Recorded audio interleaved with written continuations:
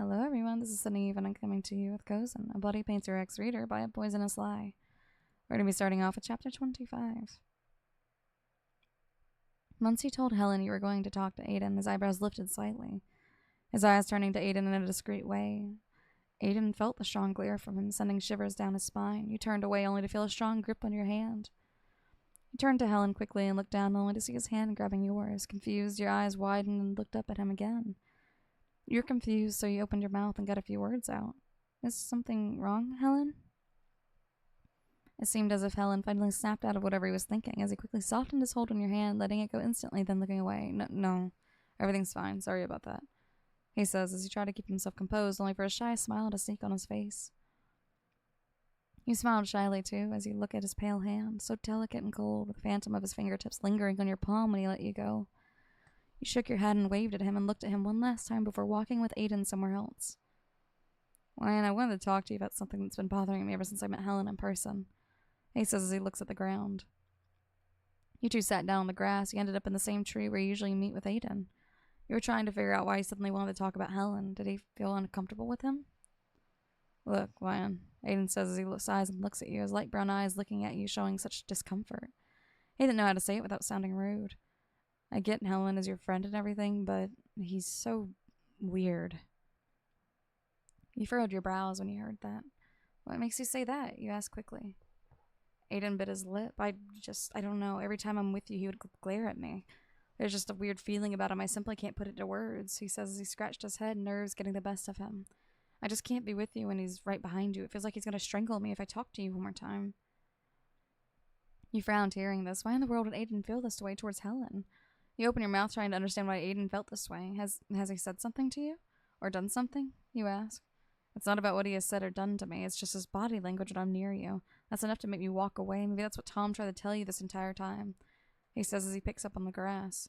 He stays quiet after saying that and waited patiently for your response. This is ridiculous, you retorted. Maybe you're just overreacting because you don't know him enough like I do. You grab Aiden's arm to make him look at you in the eye. I would have noticed if something weird was happening, but believe me, Aiden, that's just how Helen is, and I will stand by that. Aiden pursed his lips and looked down once again, refraining from saying anything else. Then he slowly grabs your hand as he gently caresses it. It's just I don't want anything to happening to you. You're so kind, and it would break me if something ever happened to you, Aiden says as he looked at your hand. You're the nicest friend I could ever have. Your eyes softened when you heard those words, and you smiled slightly and shook your head. Nothing is going to happen to me, Aiden. He laughed as he pulled him into a warm embrace. You worry too much, dummy. You could hear Aiden laugh softly as he returned the hug. You finally let go of him, and you noticed a few tears threatening to come out of Aiden's eyes. You shook your head. Aiden noticed and quickly wiped his tears with the sleeves of his hoodie. Don't make fun of me for getting emotional so easily. He laughs, and you also did. You couldn't help it. He was such a baby. Aiden, I want you to get to know Helen a little better. He might look scary and all, but trust me, he's a very sweet friend.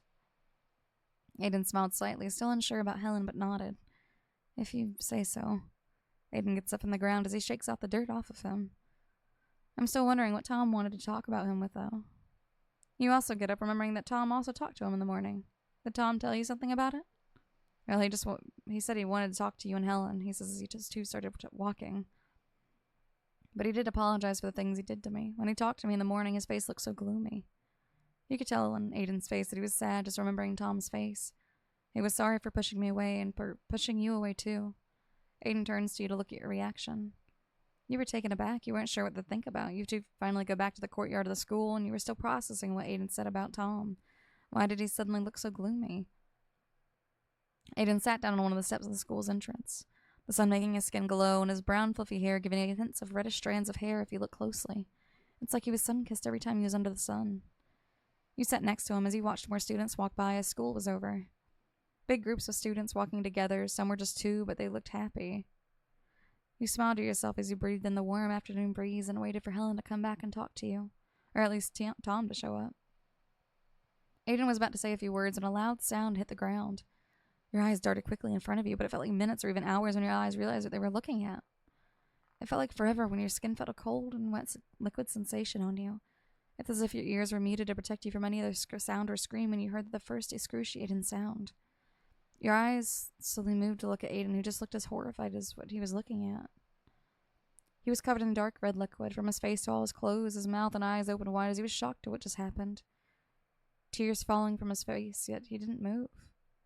Someone fell from the school rooftop. Chapter 26. What was he thinking? A swarm of emotions wrapped around Helen when he saw you walk away, his brows raising slightly. He didn't hesitate to grab your hand quickly before pulling you back. When you looked at him back, those feelings got stronger, his eyes softened, looking at yours.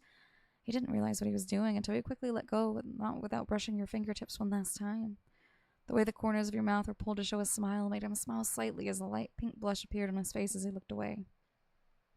Though Helen almost forgot that he had to meet up with Tom. Yet he wanted to stay with you so badly and get Aiden away from you. But you had other plans when you said your goodbye to Helen. He frowned slightly but waved anyway. He turned around one last time before he could meet up with Tom at the rooftop, but he realized Aiden was also looking back at him with a slightly worried expression. Helen threw a piercing glare at him, making Aiden look away as quickly as possible. He didn't know what it was with Aiden. He simply didn't like him around you. Seeing him with you was such an obstacle, a whole burden, and a weak person. Minutes passed as Helen walked up the stairs, hiding from Ben just in case he found him and his friends around. He was tired of them too. He never understood why it was so easy for people to believe in rumors. He finally reached the door and carefully opens the handle as he pulled back silently. That's when he saw Tom walking on the edge looking down at the students that were getting out of the school building. It seemed like Tom didn't realize Helen was there as his eyes were focused on the students and his face looked grim and full of thoughts that were ready to be let out. "Hello, Tom." Helen speaks to get his reaction. Tom quickly gets out of his thoughts as he turned to Helen. "You wanted to talk? It's been a while." Helen says once again, his face looks serious. "Yeah, it's been a while," Tom says as he looked down. "But there's a reason why I stopped talking to me. Yeah, I wanted to know that too." Helen interrupts him as he walks towards Tom. He wasn't angry, he was more curious to know why he suddenly decided to push everyone away.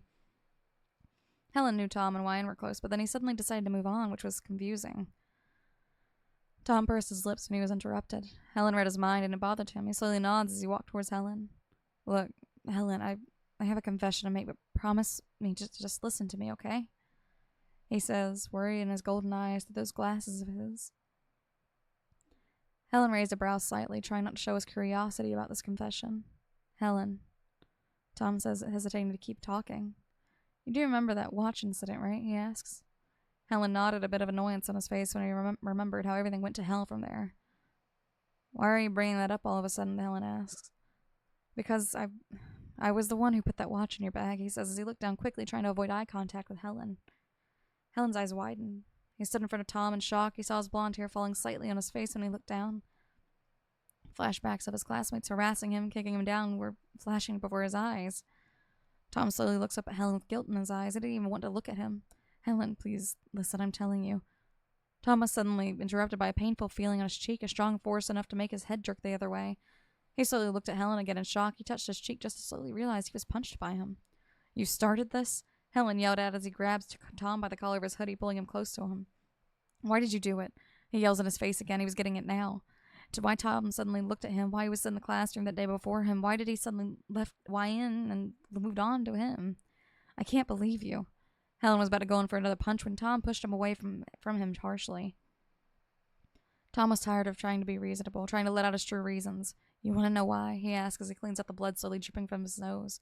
"Because you were nothing but a pathetic person who minded his own business. I wanted peace for once. I was tired of being targeted," Tom says as he tries to punch Helen for him to dodge and punch Tom in the face again.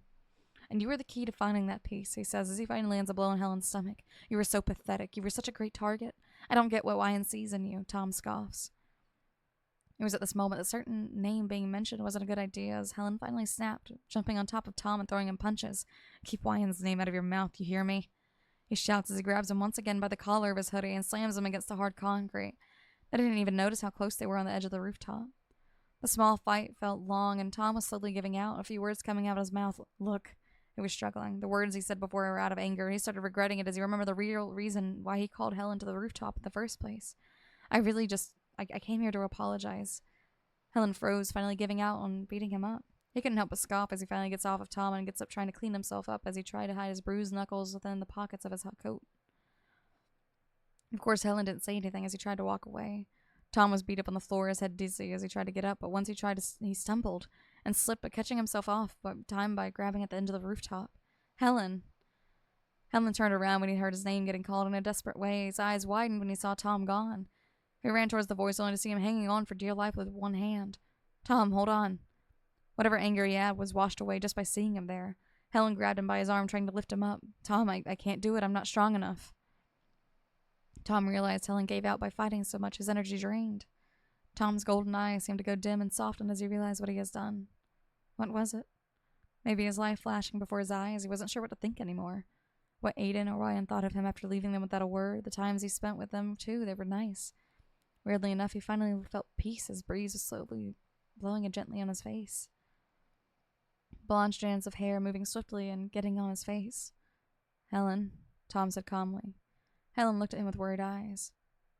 I'm sorry for everything, and I really hope Ryan and Aiden can forgive me too. That was the very last thing said before he finally let go. Everything felt slow. Helen shocked as he saw Tom slowly fall down and finally his body having contact with the ground, following a terrifying bone-cracking sound after. And Tom was completely gone. That was the end of that chapter. The chapter after that one is chapter 27. Let me know what you guys think, and I will see you guys in the next episode. Until next time, bye-bye.